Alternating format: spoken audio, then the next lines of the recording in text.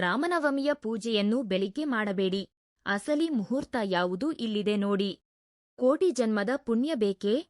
ಮನೆಯಲ್ಲಿ ಸದಾ ಕಲಹವೇ? ಈ ರಾಮನವಮಿಗೆ ದಂಪತಿಗಳು ಈ ಸಣ್ಣ ಕೆಲಸ ಮಾಡಿದರೆ ಸಾಕು, ಸುಖ ಶಾಂತಿ ನೆಲೆಸುತ್ತೆ. ಮಾರ್ಚ್ 27ರ ಶುಕ್ರವಾರದಂದು ಅತ್ಯಂತ ಪವಿತ್ರವಾದ ಶ್ರೀರಾಮನವಮಿ ಹಬ್ಬ ಬಂದಿದೆ. ಹಬ್ಬದ ದಿನಗಳಲ್ಲಿ ಮುಂಜಾನೆಯೇ ಮನೆಯಲ್ಲಿ ದೀಪಾರಾಧನೆ ಮಾಡುತ್ತೇವೆ. ಆದರೆ ರಾಮಚಂದ್ರಮೂರ್ತಿಯು ಮಧ್ಯಾಹ್ನದ ಸಮಯದಲ್ಲಿ ಜನಿಸಿದರು. ಆದ್ದರಿಂದ ಶ್ರೀರಾಮನವಮಿ ಪೂಜೆಯನ್ನು ಮಾತ್ರ ಮಧ್ಯಾಹ್ನದ ವೇಳೆಯೇ ಪ್ರಾರಂಭಿಸಬೇಕು.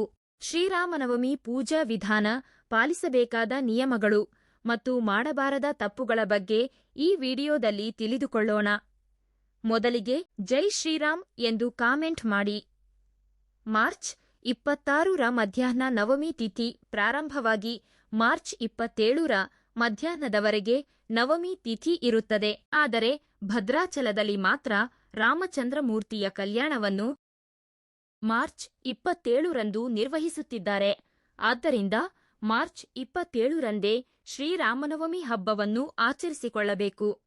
ಶ್ರೀರಾಮನು ಮಧ್ಯಾಹ್ನದ ವೇಳೆ ಅಭಿಜಿತ್ ಮುಹೂರ್ತದಲ್ಲಿ ಜನಿಸಿದನು.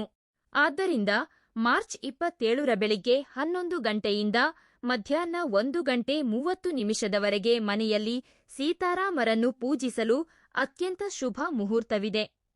ಈ 1:30 ಗಂಟೆಯ ಸಮಯ ಅತ್ಯಂತ ಶಕ್ತಿಶಾಲಿಯಾದುದು. ಈ ಸಮಯದಲ್ಲಿಯೇ ಭದ್ರಾಚಲದಲ್ಲಿರುವ ಸೀತಾರಾಮರ ಕಲ್ಯಾಣವೂ ನಡೆಯುತ್ತದೆ. ಆದ್ದರಿಂದ ಈ ಸಮಯದಲ್ಲಿ ಮಾಡುವ ಪೂಜೆಗೆ ಮಾತ್ರ ದುಪ್ಪಟ್ಟು ಪುಣ್ಯಫಲ ಲಭಿಸುತ್ತದೆ. ಸ್ತ್ರೀಯರು ಮುಂಜಾನೆಯೇ ಎದ್ದು ಮೊದಲು ಇಡೀ ಮನೆಯನ್ನು ಶುಚಿಗೊಳಿಸಿ, ಮನೆಯ ಹೊಸ್ತಿಲಿಗೆ ಹಳದಿ ಹಚ್ಚಿ ಕುಂಕುಮದ ಬೊಟ್ಟು ಇಟ್ಟು, ಮನೆಯ ಮುಂದೆ ಅಕ್ಕಿ ಹಿಟ್ಟಿನಿಂದ ರಂಗೋಲಿ ಹಾಕಿ, ಬಾಗಿಲಿಗೆ ಮಾವಿನ ಎಲೆಯ ತೋರಣ ಕಟ್ಟಿ ಮನೆಯಲ್ಲಿ ದೀಪಾರಾಧನೆ ಮಾಡಿಕೊಳ್ಳಿ. ಆದರೆ ಮುಂಜಾನೆಯೇ ತುಳಸಿ ಕಟ್ಟೆಯ ಬಳಿ ದೀಪ ಬೆಳಗಿಸಿ, ಬೆಳಿಗ್ಗೆ 11 ದಾಟಿದ ನಂತರ ಮನೆಯಲ್ಲಿ ಸೀತಾರಾಮರನ್ನು ಪೂಜಿಸಬೇಕು. ಈ ಹಬ್ಬದ ದಿನದಂದು ತಪ್ಪದೆ ನಿಮ್ಮ ಇಡೀ ಮನೆಯನ್ನು ಉಪ್ಪು ನೀರಿನಿಂದ ಸ್ವಚ್ಛಗೊಳಿಸಿ, ಮನೆಯಲ್ಲಿ ಹಳದಿ ನೀರನ್ನು ಪ್ರೋಕ್ಷಣೆ ಮಾಡಿಕೊಳ್ಳಿ. ನಿಮ್ಮ ಮನೆಗೆ ಹಿಡಿದಿರುವ ನರದೃಷ್ಟಿ ದೋಷಗಳೆಲ್ಲವೂ ದೂರವಾಗಿ ನಿಮ್ಮ ಕುಟುಂಬದಲ್ಲಿ ಸುಖ ಸಂತೋಷಗಳು ಪ್ರಾರಂಭವಾಗುತ್ತವೆ. ಈ ದಿನ ತಪ್ಪದೇ ಆಕಳ ತುಪ್ಪದಿಂದಲೇ ದೀಪಾರಾಧನೆ ಮಾಡಬೇಕು. ವಿಶೇಷವಾಗಿ ಹಿಟ್ಟಿನ ದೀಪಗಳನ್ನು ಹಚ್ಚಿದರೆ ಇನ್ನೂ ಒಳ್ಳೆಯದು. ಅಕ್ಕಿ ಹಿಟ್ಟಿನಿಂದ 2 ದೀಪಗಳನ್ನು ಮಾಡಿ ಆಕಳ ತುಪ್ಪ ಹಾಕಿ ದೀಪಾರಾಧನೆ ಮಾಡಿದರೆ ವಿಶೇಷವಾದ ಪುಣ್ಯ ಫಲ ಸಿಗುತ್ತದೆ. ಪ್ರತಿಯೊಬ್ಬರ ಪೂಜಾ ಕೋಣೆಯಲ್ಲಿ ಖಂಡಿತವಾಗಿಯೂ ಸೀತಾರಾಮರ ಭಾವಚಿತ್ರ ಇರಲೇಬೇಕು. ಆದರೆ ಈ ಹಬ್ಬದ ದಿನದಂದು ಪ್ರತಿಯೊಬ್ಬರೂ ಮನೆಯಲ್ಲಿ ಹಾಲು ಉಕ್ಕಿಸಿ. ಶ್ರೀರಾಮನವಮಿ, ಅದರಲ್ಲೂ ಶುಕ್ರವಾರದಂದು ಮನೆಯಲ್ಲಿ ಹಾಲು ಉಕ್ಕಿಸಿದರೆ ನಿಮ್ಮ ಮನೆಯಲ್ಲಿ ಧನಲಕ್ಷ್ಮೀ ದೇವಿಯೂ ತಾಂಡವವಾಡುತ್ತಾಳೆ. ಮನೆಯಲ್ಲಿ ಹಾಲು ಉಕ್ಕಿಸಿ ಆ ಹಾಲಿನಿಂದ ನೈವೇದ್ಯ ತಯಾರಿಸಿ ಪೂಜೆಯಲ್ಲಿ ದೇವರಿಗೆ ನೈವೇದ್ಯವಾಗಿ ಅರ್ಪಿಸಿ. ಹಾಲಿನಿಂದ ಮಾಡಿದ ನೈವೇದ್ಯದ ಜೊತೆಗೆ ರಾಮನಿಗೆ ತಪ್ಪದೇ ಬೆಲ್ಲದ ಪಾನಕ ಮತ್ತು ವಡಾಪಪ್ಪು, ನೆನೆಸಿದ ಹೆಸರುಬೇಳೆ ಅರ್ಪಿಸಬೇಕು. ಈ ರೀತಿಯಾಗಿ ಸೀತಾರಾಮರನ್ನು ಪೂಜಿಸಿ ಕರ್ಪೂರದ ಆರತಿಯನ್ನು ಬೆಳಗಿ ನಿಮ್ಮ ತಲೆಯ ಮೇಲೆ ಅಕ್ಷತೆಯನ್ನು ಹಾಕಿಕೊಂಡು ನಿಮ್ಮ ಪೂಜೆಯನ್ನು ಮುಕ್ತಾಯಗೊಳಿಸಿ. ಮನೆಯಲ್ಲಿ ಪೂಜೆ ಪೂರ್ಣಗೊಂಡ ನಂತರ ದೇವರಿಗೆ ಇಟ್ಟ ವಡಾಪಪ್ಪು ಮತ್ತು ಪಾನಕವನ್ನು ನಿಮ್ಮ ಕುಟುಂಬದವರೆಲ್ಲರೂ ಪ್ರಸಾದವಾಗಿ ಸ್ವೀಕರಿಸಿ. ಹಾಗೆಯೇ ಈ ಹಬ್ಬದ ದಿನದಂದು ತಪ್ಪದೆ ನಿಮ್ಮ ಪೂಜಾ ಕೋಣೆಯ ಗೋಡೆಯ ಮೇಲೆ ಗಂಧದಿಂದ ಸ್ವಸ್ತಿಕ ಗುರುತನ್ನು ಹಾಕಿ.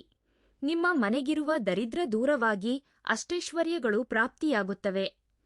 ಹಾಗೆಯೇ ಈ ಶ್ರೀರಾಮನವಮಿ ಹಬ್ಬದ ದಿನದಂದು ಪ್ರತಿಯೊಬ್ಬರೂ ರಾಮಮಂದಿರಕ್ಕೆ ಹೋಗಿ ರಾಮಮಂದಿರದಲ್ಲಿ ಗುಡಿಯ ಸುತ್ತ ಪ್ರದಕ್ಷಿಣೆ ಹಾಕಿ ದೀಪ ಬೆಳಗಿಸಿ. ನಿಮ್ಮ ಮನಸ್ಸಿನ ಕೋರಿಕೆಗಳೆಲ್ಲವೂ ತಕ್ಷಣವೇ ಈಡೇರುತ್ತವೆ. ಹಾಗೆಯೇ ಈ ದಿನದಂದು ತಪ್ಪದೇ ರಾಮಚಂದ್ರಮೂರ್ತಿಗೆ ವೀಳ್ಯದೆಲೆಗಳನ್ನು ಸಮರ್ಪಿಸಿ. ರಾಮನಿಗೆ ವೀಳ್ಯದೆಲೆಯ ಮಾಲೆಯನ್ನು ಅರ್ಪಿಸಿದರೆ ನಿಮ್ಮ ಕಷ್ಟಗಳೆಲ್ಲವೂ ತಕ್ಷಣವೇ ದೂರವಾಗಿ ಇನ್ನು ನಿಮಗೆ ಒಳ್ಳೆಯ ದಿನಗಳು ಪ್ರಾರಂಭವಾಗುತ್ತವೆ. ಹಾಗೆಯೇ ಈ ಹಬ್ಬದ ದಿನದಂದು ಮನೆಯಲ್ಲಿ ದೀಪಾರಾಧನೆ ಮಾಡುವಾಗ ಪೂಜೆಯಲ್ಲಿ ಖಂಡಿತವಾಗಿಯೂ ವೀಳ್ಯದೆಲೆಗಳನ್ನು ಉಪಯೋಗಿಸಿ. ನಿಮ್ಮ ಮನಸ್ಸಿನಲ್ಲಿ ಏನಾದರೂ ಕೋರಿಕೆಯಿದ್ದರೆ ಆ ಕೋರಿಕೆ ತಕ್ಷಣವೇ ಈಡೇರಬೇಕೆಂದರೆ ಒಂದು ವೀಳ್ಯದೆಲೆಯ ಮೇಲೆ ಗಂಧದಿಂದ ಜೈ ಶ್ರೀರಾಮ್ ಎಂದು ಬರೆದು ನಿಮ್ಮ ಪೂಜಾ ಕೋಣೆಯಲ್ಲಿ ಇಟ್ಟು ಪೂಜೆ ಮಾಡಿ. ಆಗ ನಿಮ್ಮ ಕೋರಿಕೆ ಖಂಡಿತವಾಗಿಯೂ ಈಡೇರುತ್ತದೆ. ಈ ಶ್ರೀರಾಮನವಮಿ ಹಬ್ಬದ ದಿನದಂದು ಪ್ರತಿಯೊಬ್ಬರೂ ಖಂಡಿತವಾಗಿಯೂ ಉಪವಾಸವಿರಬೇಕು. ಹಬ್ಬದ ದಿನದಂದು ಉಪವಾಸ ಮಾಡುವವರು ಒಂದು ಹೊತ್ತು ಉಪವಾಸವಿದ್ದರೂ ಸಾಕು. ಈ ಒಂದು ದಿನ ಮಾಡುವ ಉಪವಾಸಕ್ಕೆ ಅನಂತ ಕೋಟಿ ಪುಣ್ಯಫಲ ಲಭಿಸುತ್ತದೆ. ಈ ಹಬ್ಬದ ದಿನದಂದು ಒಂದು ಹೊಸ ಮಣ್ಣಿನ ಮಡಕೆಯನ್ನು ತಂದು ಆ ಮಡಕೆಯಲ್ಲಿ ಪಾನಕ ಬೆರೆಸಿ ದೇವರಿಗೆ ಅರ್ಪಿಸಿದರೆ ಇನ್ನು ಈ ವರ್ಷವಿಡೀ ಧನಧಾನ್ಯಗಳಿಗೆ ಕೊರತೆ ಉಂಟಾಗುವುದಿಲ್ಲ. ಹಾಗೆಯೇ ಈ ಹಬ್ಬದ ದಿನದಂದು ಮನೆಯಲ್ಲಿ ಪೂಜೆ ಮುಗಿದ ನಂತರ ಒಂದು ಅಶ್ವತ್ಥ ಎಲೆಯನ್ನು ತೆಗೆದುಕೊಂಡು ಅಶ್ವತ್ಥ ಎಲೆಯ ಮೇಲೆ ಗಂಧದಿಂದ ಶ್ರೀರಾಮ ಎಂದು ಬರೆದು ಆ ಎಲೆಯನ್ನು ನಿಮ್ಮ ಬಬೀರುವಿನಲ್ಲಿ ಲಾಕರ್ ಇಟ್ಟುಕೊಳ್ಳಿ. ಮನೆಯಲ್ಲಿ ಅನಗತ್ಯ ಖರ್ಚುಗಳು ಕಡಿಮೆಯಾಗಿ ನಿಮ್ಮ ಮನೆಯ ಆದಾಯವೂ ಚೆನ್ನಾಗಿ ಹೆಚ್ಚಾಗುತ್ತದೆ. ಇನ್ನು ಈ ದಿನದಂದು ರಾಮಾಯಣ ಓದಿದರೂ ಅಥವಾ ರಾಮನಾಮವನ್ನು ಕೇಳಿದರೂ ಸಹ ರಾಮಚಂದ್ರ ಮೂರ್ತಿಯ ಅನುಗ್ರಹ ಖಂಡಿತವಾಗಿ ಲಭಿಸುತ್ತದೆ. ಈ ಶ್ರೀರಾಮನವಮಿ ಹಬ್ಬದ ದಿನದಂದು ಏನನ್ನು ಮಾಡಿದರೂ ಮಾಡದಿದ್ದರೂ ಸೀತಾರಾಮರ ಕಲ್ಯಾಣವನ್ನು ಖಂಡಿತವಾಗಿಯೂ ವೀಕ್ಷಿಸಿ. ವಿಷ್ಣು ಆಲಯಗಳಲ್ಲಿ ಸೀತಾರಾಮರ ಕಲ್ಯಾಣವನ್ನು ನಿರ್ವಹಿಸುತ್ತಾರೆ. ಮದುವೆಯಾಗದವರು ಸೀತಾರಾಮರ ಕಲ್ಯಾಣದಲ್ಲಿ ಉಪಯೋಗಿಸುವ ಅಕ್ಷತೆಯನ್ನು ತಲೆಯ ಮೇಲೆ ಹಾಕಿಕೊಂಡರೆ ವಿವಾಹವಾಗದವರಿಗೆ ಬೇಗನೆ ವಿವಾಹ ನಿಶ್ಚಯವಾಗುತ್ತದೆ. ಇನ್ನು ಈ ದಿನದಂದು ಮಲ್ಲಿಗೆ ಹೂವುಗಳಿಂದ ಶ್ರೀರಾಮನನ್ನು ಪೂಜಿಸಿದರೆ ನಿಮ್ಮ ಕುಟುಂಬದಲ್ಲಿ ಸುಖ ಸಂತೋಷಗಳು ಹೆಚ್ಚುತ್ತವೆ. ಹಾಗೆಯೇ ದಂಪತಿಗಳ ನಡುವೆ ಕೂಡ ಅನ್ಯೋನ್ಯತೆ ಹೆಚ್ಚುತ್ತದೆ. ಹಾಗೆಯೇ ಕಮಲದ ಹೂವುಗಳಿಂದ ರಾಮನನ್ನು ಪೂಜಿಸಿದರೆ ಐಶ್ವರ್ಯ ಪ್ರಾಪ್ತಿಯಾಗುತ್ತದೆ. ಹಾಗೆಯೇ ದಾಸವಾಳದ ಹೂವುಗಳಿಂದ ಪೂಜಿಸಿದರೆ ನಿಮ್ಮ ಕೆಲಸಗಳಲ್ಲಿ ಅಡೆತಡೆಗಳಿಲ್ಲದೆ ವಿಜಯವನ್ನು ಸಾಧಿಸುತ್ತೀರಿ. ಇನ್ನು ಅಪಾರವಾದ ಧನಲಾಭ ಉಂಟಾಗಿ ಆರ್ಥಿಕವಾಗಿ ಸ್ಥಿರವಾಗಬೇಕೆಂದರೆ ಈ ಶ್ರೀರಾಮನವಮಿ ಹಬ್ಬದ ದಿನದಂದು ಸಾಯಂಕಾಲದ ವೇಳೆ ಒಂದು ಬಟ್ಟಲಿನಲ್ಲಿ ನೀರು ತೆಗೆದುಕೊಂಡು ರಾಮರಕ್ಷಾ ಮಂತ್ರವನ್ನು ಪಠಿಸಿ. ಓಂ ಶ್ರೀಂ ಹ್ರೀಂ ಕ್ಲೀಂ ರಾಮಚಂದ್ರಾಯ ಶ್ರೀಂ ನಮ ಎನ್ನುವ ಮಂತ್ರವನ್ನು 108 ಬಾರಿ ಜಪಿಸಿ. ಜಪ ಪೂರ್ಣಗೊಂಡ ನಂತರ ಈ ನೀರನ್ನು ನಿಮ್ಮ ಮನೆಯಲ್ಲೆಲ್ಲ ಪ್ರೋಕ್ಷಣೆ ಮಾಡಿ. ಹೀಗೆ ಮಾಡಿದರೆ ಆರ್ಥಿಕವಾಗಿ ಚೆನ್ನಾಗಿ ಸ್ಥಿರವಾಗುತ್ತೀರಿ. ಎಲ್ಲಕ್ಕಿಂತ ಮುಖ್ಯವಾಗಿ ತುಳಸಿ ದಳಗಳಿಂದ ರಾಮನನ್ನು ಪೂಜಿಸಿದರೆ ವೈಕುಂಠ ಪ್ರಾಪ್ತಿಯಾಗುತ್ತದೆ. ಹಾಗೆಯೇ ಅಕಾಲ ಮೃತ್ಯು ದೋಷಗಳೆಲ್ಲವೂ ದೂರವಾಗುತ್ತವೆ.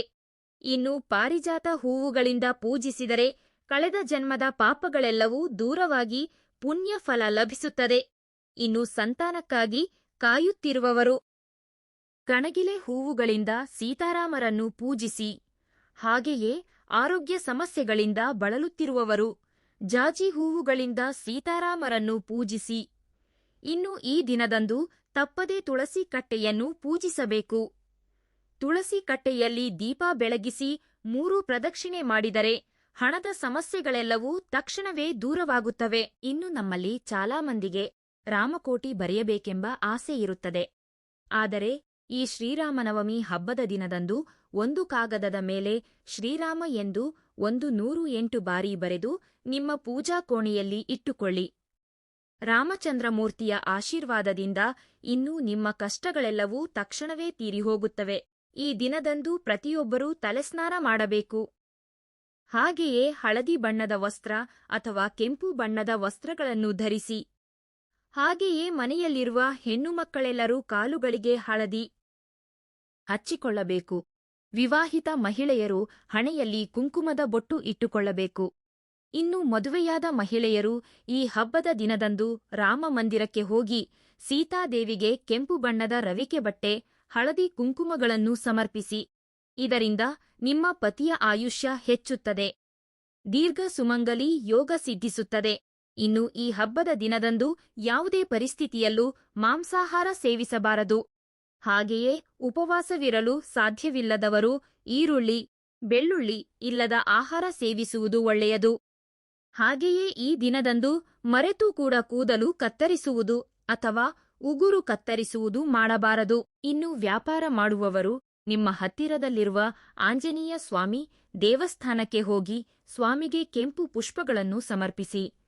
ನಿಮ್ಮ ವ್ಯಾಪಾರದಲ್ಲಿ ನಷ್ಟವಿಲ್ಲದೆ ಲಾಭಗಳು ಉಂಟಾಗುತ್ತವೆ. ಹಾಗೆಯೇ ಹನುಮಂತನಿಗೆ ಸಿಂಧೂರ ಸಮರ್ಪಿಸಿದರೆ ಜಾತಕದಲ್ಲಿರುವ ಶನಿ ದೋಷಗಳೆಲ್ಲವೂ ದೂರವಾಗುತ್ತವೆ.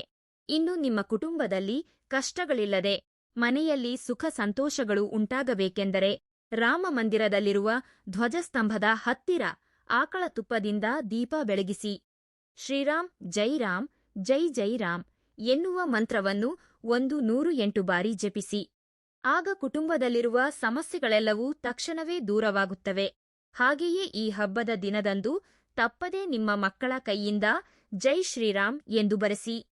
ಮಕ್ಕಳಿಗೆ ಒಳ್ಳೆಯ ವಿದ್ಯಾಬುದ್ಧಿ ಉಂಟಾಗುತ್ತದೆ. ಇನ್ನು ಪತಿ ಪತ್ನಿಯರ ನಡುವೆ ಗಲಾಟೆ ಇರುವವರು ಓಂ ಜೈ ಸೀತಾರಾಮ್ ಎನ್ನುವ ಮಂತ್ರವನ್ನು 108 ಬಾರಿ ಜಪಿಸಬೇಕು. ಈ ಸಣ್ಣ ಮಂತ್ರ ಜಪಿಸಿದರೆ ಪತಿ ಪತ್ನಿಯರ ನಡುವೆ ಸಖ್ಯತೆ ಹೆಚ್ಚುತ್ತದೆ. ಇನ್ನು ಈ ದಿನದಂದು ಬಡವರಿಗೆ ಅನ್ನದಾನ ಮಾಡಿದರೆ ಕೋಟಿ ಜನ್ಮಗಳ ಪುಣ್ಯ ಫಲ ಲಭಿಸುತ್ತದೆ. ಈ ಮಾಹಿತಿ ನಿಮಗೆ ಇಷ್ಟವಾಗಿದ್ದರೆ ವಿಡಿಯೋವನ್ನು ಲೈಕ್ ಮಾಡಿ ಮತ್ತು ನಿಮ್ಮ ಆತ್ಮೀಯರೊಂದಿಗೆ ಶೇರ್ ಮಾಡಿ. ಇಂತಹ ಇನ್ನಷ್ಟು ದೈವಿಕ ಮಾಹಿತಿಗಾಗಿ ನಮ್ಮ ಚಾನೆಲ್ ಅನ್ನು ಸಬ್ಸ್ಕ್ರೈಬ್ ಮಾಡಿಕೊಳ್ಳಿ. ಎಲ್ಲರಿಗೂ ಆ ಭಗವಂತ ಒಳ್ಳೆಯದು ಮಾಡಲಿ.